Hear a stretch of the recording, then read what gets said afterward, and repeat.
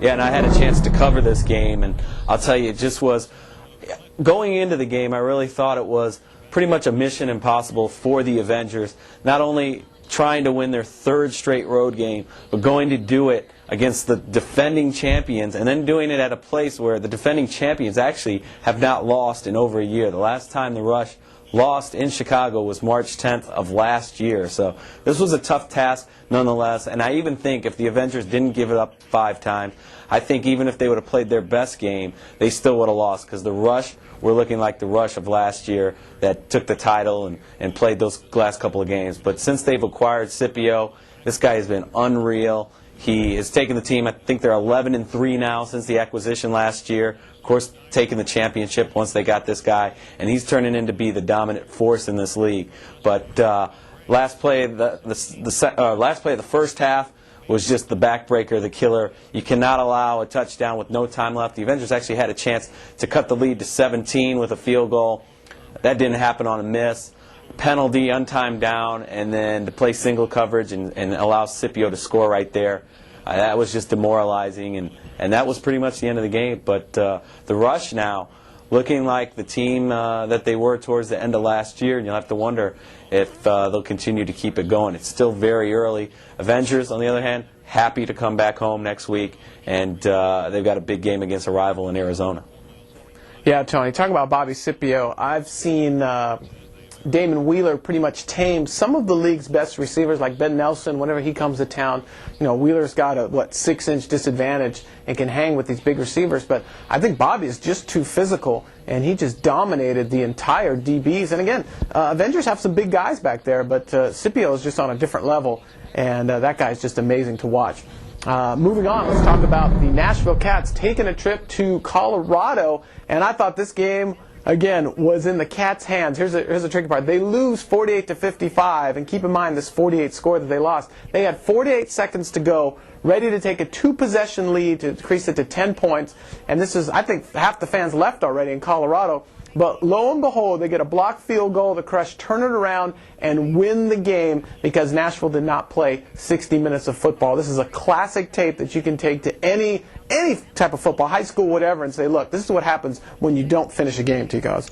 Yeah, and for Colorado to score the last 21 points of this game, it was a great effort down the stretch there. They had great performance by Robert Thomas, a guy fullback, 2 touchdowns. He's the guy that blocked the field goal down the stretch, saving the game. Chris Angel, defensive back, who had 2 huge interceptions, actually picked off Jeff Smoker finally. Smoker showing he's also human, throwing a couple picks. But I'll tell you, Colorado right now, this is a huge win. They needed this one. If they would have lost this game at home, this really could have rolled into something bad. Nashville, they went on the road 2 straight times. They came away with 1 win, but I think when they get back home, they know they now have a quarterback, and they can continue to make things happen offensively. So this was an expected thing, and Colorado came away with the victory, but no one thought they would do it in that kind of fashion. Oh, yeah, I agree, Tony. Against Perduto, he's a great coach, and to have that kind of a breakdown, that's definitely some motivation going into next week. All right, moving on. The Utah Blaze take a trip to Las Vegas and hang with the Gladiators and come away victorious 57-47. I think the biggest challenge of this game was the frustration of Sean King's receivers. Sean King, again, still showing he has the quarterback, I guess, technical skills, but still getting used to the arena game. And it just highlighted, I think, Tabiti Davis's skills, Atu Molden, Joe Davis. These guys are great receivers, and they are putting up with Sean King's learning curve, but I don't know how long that's going to take place. Also, Prentice got hurt. I got to tell you, when your star receiver is 150 pounds, you got to be looking in a different direction. I'm glad, actually, that King was able to discover Tabiti Davis and some of these other quality guys on his team, but nonetheless, it all rides on Sean King. They brought him in here to sell tickets, to get some wins, and again, he's still trying to figure this game out. On the other hand, Joe Germain bounced back from a shaky start in the second half as Las Vegas came back, took the lead. I thought for sure they were going to come back for a win at home, which they desperately need, but of course it did not happen, and Danny stayed steady the whole way, and Cy Burley with 4 TDs. Here's another, again, example of what happens when you play too much man-to-man, because they could not stop Cy Burley, Ticos. Yeah, Jermaine and Burley, I think right now they're probably the most potent combination that the league has to offer. I think they've just been unstoppable throughout, and they showed the same thing last year, and they just were getting to know each other. But for Las Vegas, this is a tough loss because Utah came into halftime thinking they had the game in full control. Vegas takes the lead in the third quarter, and then even recorded a safety, which is usually the worst thing you could possibly do as an offense, especially in a close game. Utah gives up the safety, but overcomes it, sticks together as a team, and another great road victory for Utah. Las Vegas, I think they're getting better, and in a Western division like this, I think they're going to come down the stretch and actually be able to pull some upsets, especially the way Sean King is progressing.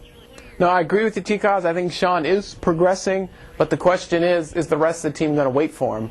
And I don't think anyone thought it would take this long. I think that's what a lot of people are seeing, is that these arena players are specialty players. And true, you can get a guy to go from the AFL up to arena football, but on the way back down, it's definitely a different game. And there's a lot of NFL players playing right now that could not handle the Arena Football League, just because, again, it's a specialty game, it's a smaller environment, it's faster, and a lot of these guys, again, just can't handle it.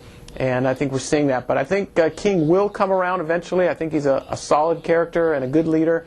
And I think if he can get the team to stick with him, possibly they may turn around towards the end of the season, maybe squeak in the playoffs. I don't know, but again, everything is resting on King's shoulders in Las Vegas. All right, folks, we're going to take a quick break. When we come back, we're going to talk about our all-money team players of the week. Don't go anywhere. Stay with us, everybody.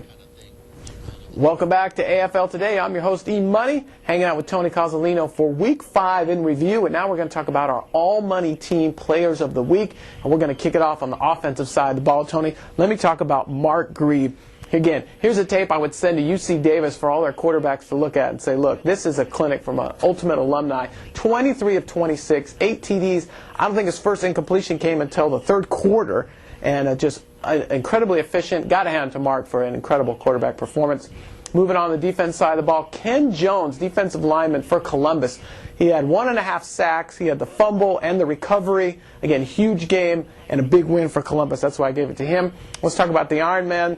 I think I just might include him every week, T-Cos, make things simple. Will Pettis. Now, typically the Iron Man is somebody who contributes on both sides of the ball, but right now Will is Dallas's #1 receiver, go-to guy. And I think with Marcus Nash either coming back, not sure how healthy he's going to be, but Will is just dominating the offensive side of the ball, also with returns. And on the defense side of the ball, he may not get big interception returns for touchdown, but he's a presence there. So I've got to hand it off to Will Pettis. T-Cos, what do you got? Well, I've got a couple different guys. I've got, I think offensively, what I saw out of Bobby Scipio, I think that was about as dominant as a performance as you can get. And I'm really looking back at that acquisition by the Rush. I can't believe they actually pulled that off. I can't even believe that Tim Markham in Tampa Bay let go of him. There were some differences there. But that's really starting to look like the biggest acquisition that I can remember in arena football in recent memory. As far as Iron Man, I think Robert Thomas in Colorado did a great job. Really earned his team the win. And also in Columbus, I've got another guy, Gerald Brown, defensively. With those 2 interceptions on a quarterback that's that tough, and with a receiving corps like that to be out there knocking down the balls, he made the true difference to win his team an important game. I would add a running back. I know we talked about doing that, but I think we should scratch that idea after all the fumbles this week, because until they learn how to hold on to the ball, they're really costing their teams games. Absolutely, T-Cos. I think that's what these coaches are finding out. They're saying, hey, now that we have this ultimate substitution, these guys are going to be running the ball more. They need to get back to basics and maybe look up some of their old high school and college coaches and remember how to take care of that football. All right, folks, that wraps up this edition of Week 5 AFL Today. For Tony Cozzolino, I'm Evan Money. God bless everybody.